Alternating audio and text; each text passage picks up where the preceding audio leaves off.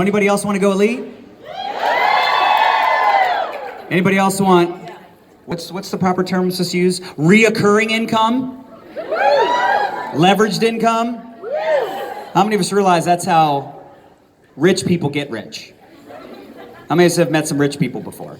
Did you meet any rich people this weekend? Yep. Couple, right? Would you agree they have other people responsible for their income? Can you go elite with the customer pod? No. It'd be kind of nice if you did that. I would be very, very impressed, but it's literally impossible. So how many of us want to go elite again? Because I have 4 rock stars. Say hi, rock stars. All 4 of them are elite leaders. So I want to first have each one of them kind of share their story and, maybe a little bit about Modere, but we'll get into that. But I first want you to hear their background. How many of us would agree? It's sometimes nice to hear someone's beginning, right? It's awesome to hear their chapter like 5, 7, 10. I'm on chapter 17 of my network marketing career. How many of us have been around for a few years in this profession, right? It's cool to hear someone that's like, down the road, right? They're like living the dream. They're where you want to be. But how many of us would agree we should always hear the beginning of the story, right? And don't necessarily tell your chapter 1, but you understand my point, right? Like we want to know a little bit about each one of you, your background, and like how you ended up in Modere. Does that sound good? So first off, I want to introduce you to Elite 2, Katie Thompson.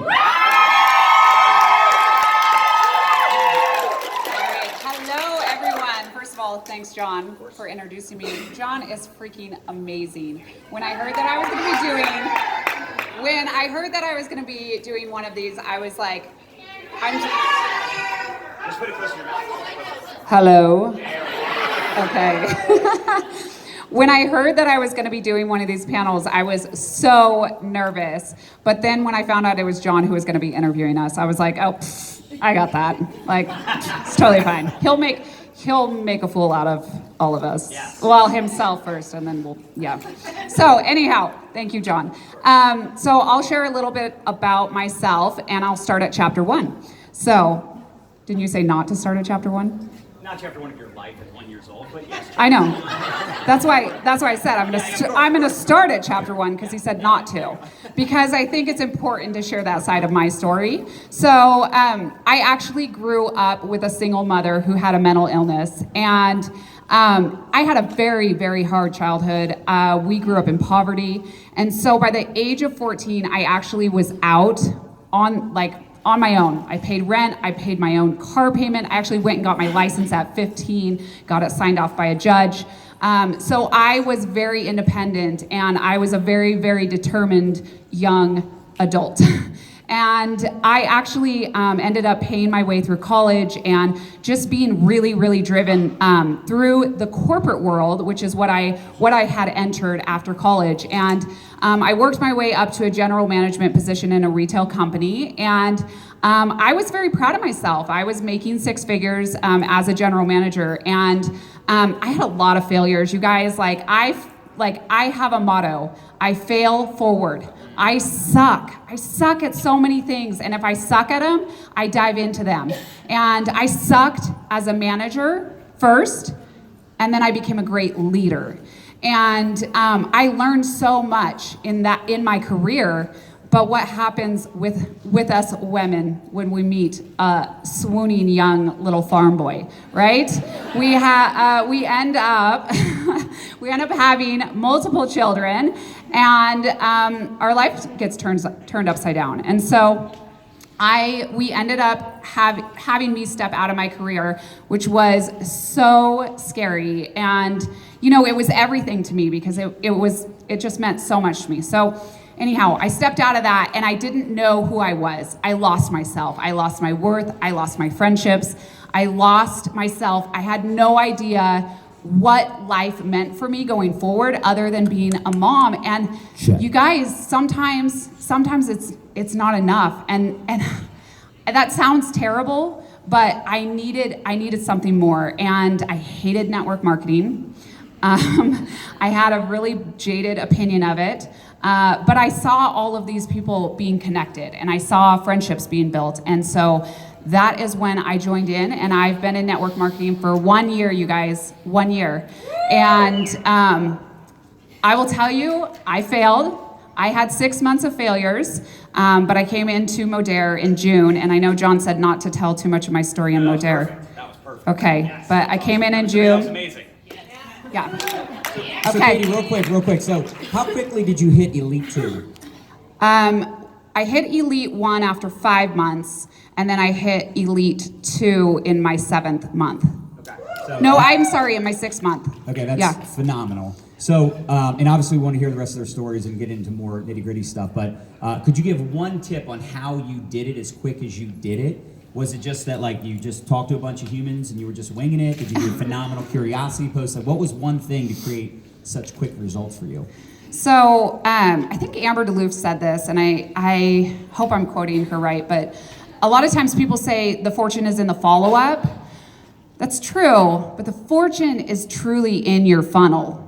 And that's what I found right away. And when I figured out the ATM system and I did one curiosity post and I realized I built my funnel by 40 people with one post, I was like, are you kidding? Like I could expose hundreds of people to these products every day, and just me exposing them that one time into the ATM system or that one time sharing a video with them or any of those things, they are being exposed over and over and over again. Because if you're adding someone to M3 Pledge community, that's not the end of their exposures. They're going into their Facebook and they're seeing before and afters and all of the other things. So all I had to do was this one activity. I had to ATM, and I ATM'd my face off. Yeah. Give it up to Katie. Okay, the next individual I want you to hear from is Heather Shriver Burns, and this is somebody that has absolutely crushed it. In fact, has been one of the top recruiters in all of North America, month in and month out. Just had a baby. Would you agree? Some people would be like, just had a baby, can't be here, right? She's here with the baby, all right? So Heather Shriver Burns, congratulations, Elite 1. I'm super excited for you guys to hear her incredible story as well. Thank you so much. So I'm gonna try not to cry. So I am super hormonal postpartum, and I've been crying all week, like good tears though. So thank you so much for this opportunity. I'm just so grateful to be here. I know. So this is actually I've been in the industry for 5 years. Anyone, this is not your first rodeo. Starting over can be hard, right? So I went to school to be a teacher, thought that was what I was gonna do for my whole life, went to do it, and I'm like, I'm broke. Literally living paycheck to paycheck, crying, putting groceries on credit cards. And kudos to any teacher in here, like, kudos to you. But I ended up getting to the sales world because I was like, wait a second, like my efforts actually are reflected in my paycheck, not working 7 days and like still nothing changes. And so I fell in love with the sales world because I realized that I didn't need anyone else to pat me on the back. My paycheck patted me on the back. And then I became a mom. So I was working 50, 60, sometimes 70 hours a week in sales, and I was 6 figures making great money. But then I had a baby. And my whole world changed. Never wanted to be a stay-at-home mom, thought that sounded horrible until about 2 weeks before my maternity leave was up, and I cried all day in bed, sobbing. I still just remember that day telling my husband, I can't go back to work. I can't do this. And we literally talked about selling our house. Like, I was like, I don't know what I'm gonna do. Like, I literally cannot leave this baby. I did, went back to work, but thank the Lord that he put direct sales, network marketing into my world, and my journey began. So I ended up building that business for 3 years and loved it, fell in love with the industry, but the company itself wasn't a good fit for me. And for I think this is like lifelong thing. It can be, right? And so I'm like, this is not where I see my future forever.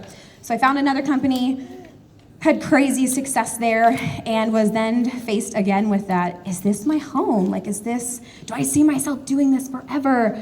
And I don't know what it is. My husband and I, we were done having babies. He's been fixed. So for some reason, every time I get pregnant, I change a company. So I actually was postpartum for my last baby, and at 3 months, built that business, $14 million team. I mean, just crazy success there. And but I wasn't, my gut was telling me it wasn't right.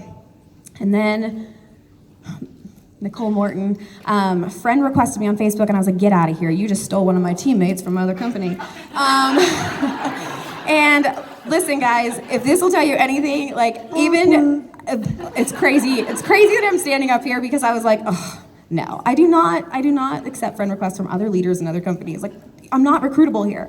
But long story short, here I am, right? So you never know, you have to ask. But I am so grateful to be with Modere. I have gone through a crazy whirlwind the last 7 months, leaving a company, having a very high leadership position, and just dealing with all of that emotionally. Then being pregnant, joining Modere, and now postpartum. But I have been like crying all weekend. I'm like, I am home! So I'm so happy to be here. But yeah, that's kind of my journey. So Heather, can I ask you one question? So did Nicole immediately pitch you when she sent you that friend request? No, she knew better. So she didn't like send you a long novel as to why you should quit your company? No, she did come not. over to her team No, as she was introducing herself. She didn't show me her paycheck. She didn't no. So friends first. It was friends first.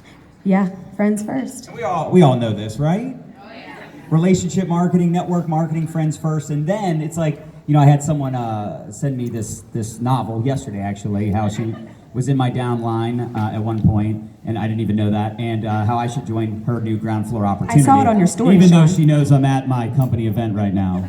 Please don't do that ever.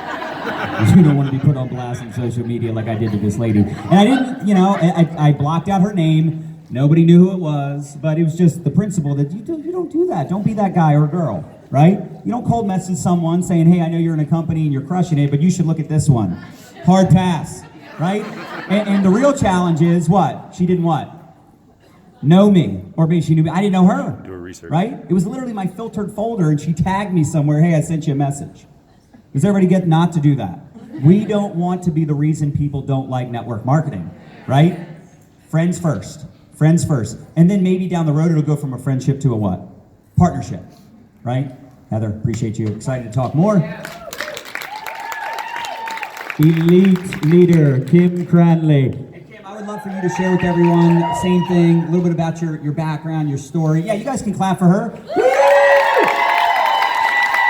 So we just met. She's a freaking rock star. I can't wait for you to hear her story as well. And I hope some of you are documenting these stories because, again, remember what I said when I opened up this morning? You don't want to just listen with the ear of a consumer where you're consuming information, right? You want to think about how you could be sharing your story up here or how you could use some of these amazing stories to share with some of the people you're talking to. Because how many of us were thinking of moms or we were thinking of people that have a similar story to these ladies? And you're like, wow, I could see my friend Sarah or my neighbor Susan getting involved in telling her story one day, right? So don't, again, just consume. Think of it from the perspective of a marketer and really collect stories. Fair enough? Kim, excited to hear your story. Hey guys, so these women, right, like holy powerhouses. I'm humbled to be here. So a little bit of a background on me is I was a bartender. I never went to college, didn't interest me, never really fit into the box that society tries to put you in. And so I loved to bartend. I loved to make as much money as I possibly could. The harder I worked, the more money I would make, right? So then I grew up a little bit. I was like 27 and, society's still trying to jam me into that box. And so I got a job in corporate America, 9 to 5, blah, blah, blah. And let me tell you, it was horrible. I called it going to the morgue every day. Yeah. So thankfully, I was a single mom at the time, and I ended up meeting my husband. And and so we ended up getting pregnant, and we had this beautiful baby, and I was off on maternity leave, and I was like, okay, I'm going back to work. Well, nope. Ended up getting pregnant again. Surprise! So I had my girls 14 months and 1 day apart. And I was, yeah, right? Oh! So I was like stuck. I was like, oh my gosh, I couldn't get maternity leave again. Yes, I'm Canadian, we get maternity leave. So couldn't get maternity leave again. Couldn't go back to work. Couldn't afford to pay for daycare. And we were like in between a rock and a hard place. We were talking about selling our house. And this opportunity came to me, and it was shampoo at the time. I've only been with the company 3 years. I'd never done network marketing before. And so I bought all this shampoo. It was like $1,000 to sign. And this big box of shampoo shows up at my door, and I'm like, this smells great. What do I do with it? Thank goodness for my upline, who didn't just give me the products and take off on me. She actually showed back up and told me what to do. So I ended up making curiosity posts, following the system, and here I am. That's awesome. And you said when you got started 3 years ago, all they had was shampoo? Yes. In Canada? Yeah. We didn't even have M3 yet. It was all shampoo, toothpaste, $1,000 worth. And I was like, I don't know what to do with this. So Anybody need any shampoo? So let me ask you this. So what was it? Because obviously seeing the opportunity then, I mean, it's a little more appealing now. Yeah. But 3 years ago when it was shampoo and toothpaste and $1,000 worth, that's awesome. What was it that you saw at that time that got you excited? So I'd never done network marketing before, and I didn't really believe that you could make any money with it. But I was kind of at the point in my life where I had to try something else. I didn't want to go back to the morgue. And at that point, I really couldn't go back to the morgue. So I just took a shot. And when I took that shot, I jumped in. And I was the best shampoo seller that you would ever find. My friends would be coming over and I'd be like, girl, let me wash your hair. What? I went to the dollar store, I got all kinds of toothbrushes, and we had the toothpaste, and I'm like, here, brush your teeth, welcome to my house, here's a toothbrush, go brush your teeth. So that's what we call WIT. Y'all know what WIT means? What? Whatever it takes, right? Now it's a little easier in Canada. Yeah, it's much better in Canada now. Awesome, congratulations, Kim, you're awesome. Thank you. Yeah! All right, so now we have Bree Michael. How many of us know Bree? Woo! So again, another rock star leader, and she has an incredible story, so I'm excited for you to hear a little bit about, number one, her background, but also how she's crushing it with Moody. Well, thank you. It's hard to follow all that. I will say I wore these really cute, uncomfortable shoes for you, and you can't even see them because we're on the floor. I could have worn my flats. So, okay, Bree Michael, and I was a huge skeptic. Anybody else a huge skeptic in the room of the industry? Because that was me before. And because I tried to do this thing and failed a couple times, so I was like, that thing doesn't work. I'm not gonna do that. Well, so fast forward, and I had this brilliant idea to start my own business. And I was gonna use all of our savings, and I was gonna start this business, and we're not gonna make any money for the first year, but it's gonna be great. So we went down to one income, and which is scary, because, homegirl likes to shop. And so that was kind of tight. And then we heard, about our previous company, and I thought, what if I could make an extra $500 a month? So if you heard that Thompson rule, I was the 80%, like $500, that'd be awesome. And that ended up making me way more than this other, business that I used all of our savings for. And so I dove head on into network marketing, and I truly believe that you should have a plan B, because this is the part that I don't like to share with you, but please raise your hand if you've ever gone through like a really hard time in your life. If you've struggled, please, raise it high. Okay, so I can feel better about sharing this with you. So there was a time in my life where everything fell apart. Like my family was ripped apart, and it happened in a very public way, and I'm a blue, which, I like to have fun, I'm very social, but I didn't leave the house for a year. It was very minimal. I had a hard time going to the grocery store and getting out of the car to even walk inside, because I didn't want to see anybody. And if you know me, I like to have fun, I love to be social, I can't sit still for long. So that's very much out of my character, if that tells you how far down the rabbit hole I was. But you guys struggle too, right? Please raise those hands. Okay, so, but it was a really hard time, and it was something that was really public, and so it was really hard for me to see anybody, especially living in a small town, right? So what I did is I had to give myself a choice. I thought, okay, I work in network marketing, which is all about being social and talking to people. And how am I gonna work in a business where I have to be around people when I don't wanna be around people? So I thought I can either quit or I can work on myself. And I started doing about 3 hours of personal development a day. And I had to work on myself harder than I did my business because, does anybody know what sales is? Sales is the transfer of belief from one person to the next. So if you don't believe in yourself, no one else will. Do you guys get that? You have to, I know probably half of you are in this room and you're struggling hard, and my heart goes out to you.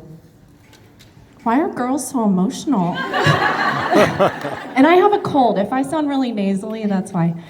But, or it's the altitude. I don't know how these people in the mountains do it. But I had to work on myself more than I could my business. And there was a good year where I didn't recruit anybody because I didn't believe in myself. And so I had to dig myself out of that hole. And everybody asked me, if there was one thing that you could recommend, what would it be? And my number one book is Miracle Morning. If you're in that place and you need to pull yourself out of it, that's where I would start. And Can you repeat it? Just so everybody writes it down. The book. Miracle Morning by Hal Elrod. I should get commission for that. So, okay, so what else? Then finding Modere. That was when I kind of started pulling myself out of the thick of it. Hey, homegirl, she's got it with her. Gold star. Okay, so then we come to Modere, and Modere is all about living your life online and doing lives, and I was like, I just started leaving the house. Like, you want me to go on a live? So the first 8 months we were here, 7 months, something like that. And in our old business, we were very much belly to belly. It was old school building. So coming here, I was like, no, like I'm out. I will never do a live. You can write that down. Never say never, guys. I heard this analogy the other day is you can cut your grass with a pair of scissors, but it's much more effective to cut it with a lawnmower, right? That's what lives do for our business. And I also heard this is, if you guys are Higdon fans, then you heard this too. But if you, yeah. So, am I going too long? Keep going? No, you're good. Okay. Go. Okay, so let me tell you this. Back in the late 1800s, a little history for you. So Alexander Graham Bell, he invented the telephone, right? Right? Okay, cool. You guys went to history class. Okay, so he invented that telephone. How many businesses were probably like, a phone? Like, I don't talk on the phone. I do business person to person because that's the way we do our business. How many businesses missed out on so many more sales because they couldn't adapt to the way things are changing? And it's the same way for us. So yes, you can cut your grass with a pair of scissors, but you can do a live and cut your grass with a freaking lawnmower. So I had to adapt and pull the trigger and do the live, do it scared. And I did, and we have words for the year, and mine is embrace, and it's actually engraved on this necklace right here. And I am embracing things that make me uncomfortable because nothing ever grows in the comfort zone. It's a beautiful place to be, but nothing grows there. So I embrace things that scare me and are hard for me to do because I want to grow as a person. I love it. So, a couple questions. Great job. So, you said you were doing 3 hours of personal development. And obviously, there's all types of personal development. So, what were the 3 hours that you were doing that you felt were the most impactful? Because I don't know if everybody in here has 3 hours, but if they had 30 minutes, if they had 45 minutes, if they had an hour. You do have 3 hours, you just don't know it. So you cut out that TV time. So I was waking up an hour earlier than I had to, and I had a newborn, so let me tell you that. Like, as a new mom, you value your sleep, but I knew that I had to get myself back on track. So I was waking up an hour earlier, and if you read Miracle Morning, it talks about savers, which is, I think that's the acronym, but it talks about things that you can do. So I was doing journaling, reading, exercise, meditation, and then I would do an hour and a half at night. So instead of, watching your Netflix or Amazon Prime, do some personal development. And it just took dedication. I just had to make a commitment. So instead of Netflix and chill, PD and chill. PD and chill. Personal development, I love it. And then I'd love to know how many videos you're doing. Since you said that was like a big fear. Oh, you're like, yeah, never, it ever. is. Okay, so I don't care what rank you are. We all need accountability. And my accountability partner is Paige Bingham. So if you're a Paige fan, woo-hoo, yeah. What we do is we talk on Sunday, Monday. Monday morning is when we talk. And we talk about what our activities are going to be for the week. So I commit to doing either 2 or 3 lives. And I know it's not a live a day, makes a paycheck coming your way. Not trying to go against what John teaches. But for me, that was just doing 2 to 3 lives a week is pushing myself. So I will probably push myself to more after I get that down into a rhythm. But so we talk about what we're going to do that week. Are we going to do 3 lives that week? How many follow-ups are we going to do? What are our 3 core activities that we're going to focus on that week? I don't believe you should focus on more than 3 because then you're like squirrel. There's like too much going on. So does that answer it? Yeah, that's perfect. And just so everybody knows, how many of you are doing lives now?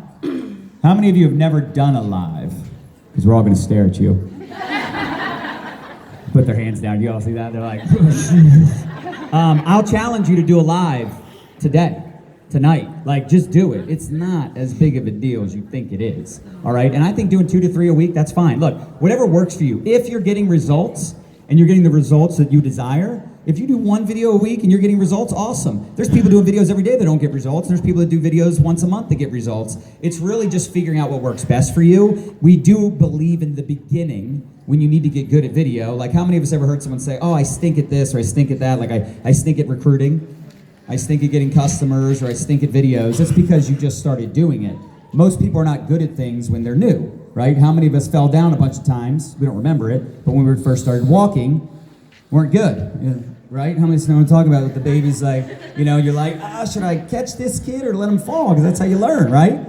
So it's the same thing with videos. Like, your first 100 videos are probably going to suck, and it's good because you're not going to have a lot of people watching you, most likely, right? When you build a huge team and you have thousands on your team, and then you start doing videos, that's when it sucks. Because everybody's like, oh my gosh, I can't wait to see Deborah go live, and then it's like a train wreck, right? It's bad. My videos back in the day were very bad, but luckily most of you haven't seen them. Make sense? So it's okay. You're going to be bad before you're good, good before you're great, great before you're fantastic. That's the success cycle. Would you agree everybody has potential? Yes. Right? Everybody has potential, but you have to do the do. You got to work, right? You got to be like Nike. Just do it. You have to just do the work, and then when you do the work, you create some results, even if it's a small result, like someone said, hey, that video was awesome, or someone loved it, or someone sent you a message like, hey, that really inspired me, right? You start getting a little bit more what? Belief, right? Confidence, right? So what does that give you? More potential. Do you get it? Yeah. I was terrified of public speaking. I was terrified of a lot of things, right? Because I was in the same place, right, where I was in my comfort zone. And it was like traveling, that's uncomfortable. Speaking in front of people, that's uncomfortable. Reading books, that's uncomfortable, right? But then we all want better lives, don't we? Right? Everybody wants better life. And you're like, oh, well, here's what you could do to have a better life. And they're like, oh, I don't want to do that. Oh, I don't want to do that. These are all uncomfortable things. God, I wish I could lose weight. Oh, I don't want to go to the gym. It's expensive. Isn't that most humans? Right? So we have to get comfortable being uncomfortable. So I would love for each of you to share a little bit about what is your day-to-day, what do you focus on? And obviously you all can share different tips, when it comes to maybe, prospecting, when it comes to supporting the team. So if each of you want to share maybe a little something that you think could help someone get to that elite level, because I know you all have some ideas of what you want to share to help the audience, because sometimes we're what should we focus on? Where should we put our energy? Do I lead with the product? Do I lead with the opportunity? Because I want to be an elite leader. I don't want to just be a pod builder. Make sense? And I know all of you like have your own skill set. Maybe some of you are great at getting customers and recruiting. Maybe some of you are better at leading a team and you're not as much on bringing in new lines of business. So I'd love for each of you to share. Katie. Let's get her, Katie. Okay, so you all know that I only have a year of network marketing experience, and I came into Modere in June, and when I saw the compensation plan, I broke it down. I'm a numbers person, and so I looked at it and I was like, I want to make $1,000. That's going to be platinum. I'm going to get 25 to 30 customers. So in my head, that's what I went after. I was like, I just need 25 customers, and once I have 25 customers, I make $1,000. Easy peasy. So I started ATMing my face off, and then... And real quick, when you say that, were you leading with the product groups or the business? Absolutely. You guys, I don't have a lot of experience, so I literally had a following of, or I had a friends list of 600 people.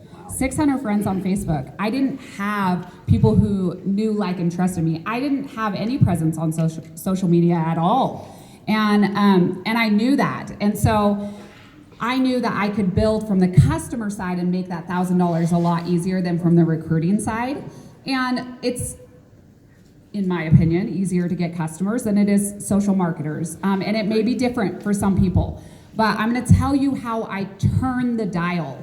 So I made it to platinum in my first month, and my leader told me, you've got to get to team leader. So team leader was my goal, and literally within the last couple hours of the month, I closed a social marketer that got me to team leader. And I was like, yeah! Okay, so I was so excited. But the next month I was like, well, crud.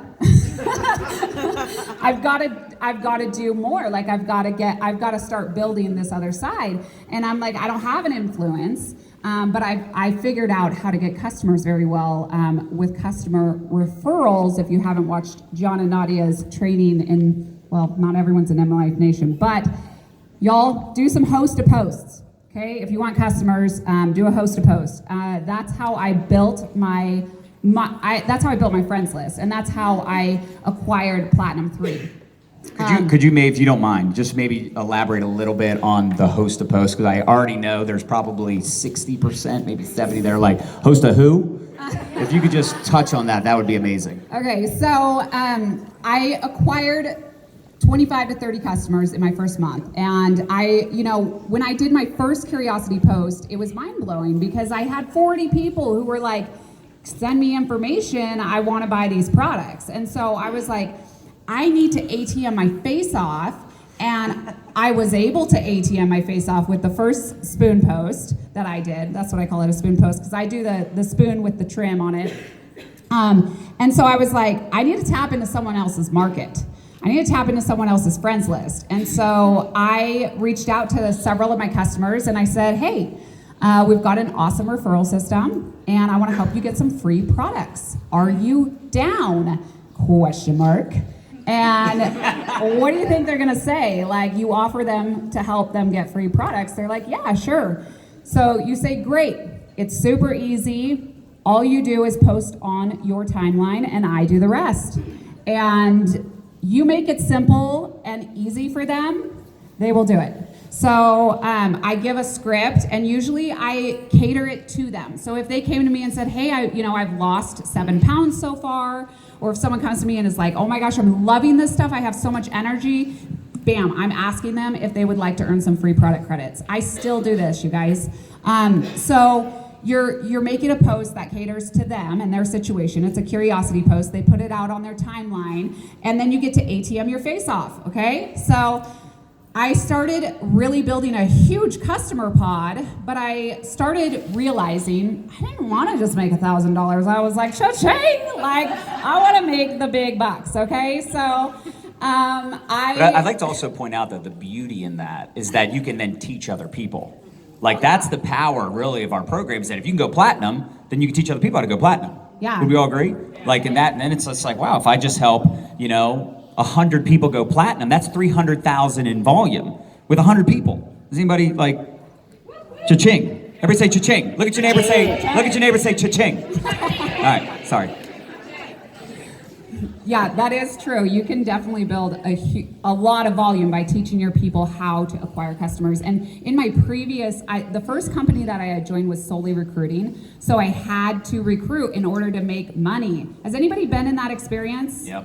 Has anybody? That is Pyramid scheme. Yep. Oh my gosh.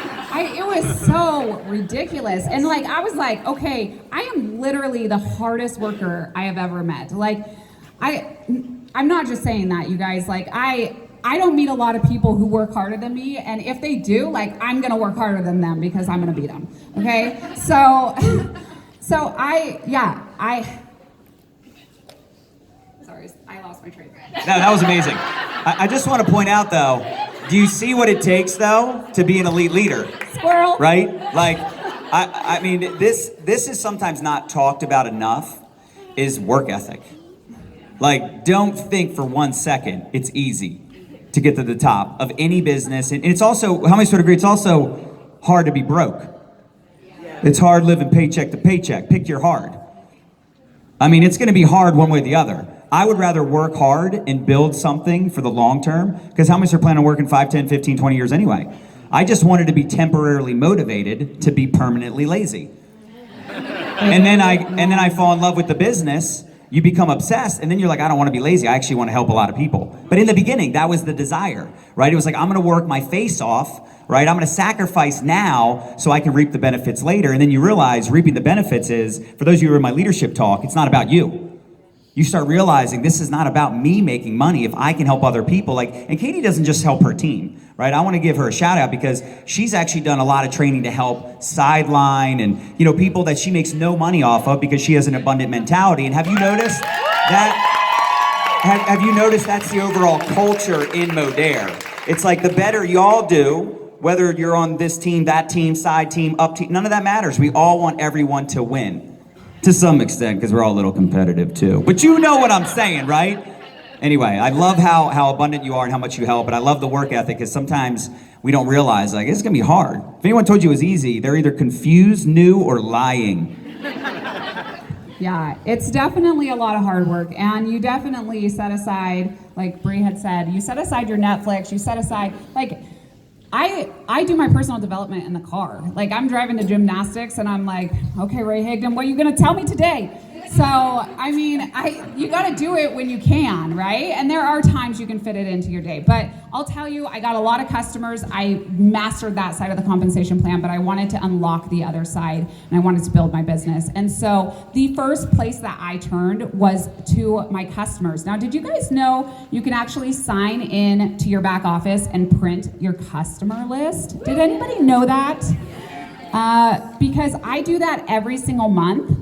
And then I invite my customers to a thing that sells the thing. So I didn't have to be good at recruiting. I didn't have to be good at like getting social marketers under me, because we have so many tools and so much goodness that's already here and available, like Social Retail Live. And we created with our group, we do our own type of sneak peek events where they get to come in, see the culture of our team. And that's something you can do on the side, which is really, really effective. But you're simply inviting your customers to the thing that sells the thing. It is a way less invasive than just coming at them being like, yo, you want to join my cult? You know? So that definitely, I will tell you guys, most of my team has been built from people who don't have any experience in network marketing or who have very minimal experience.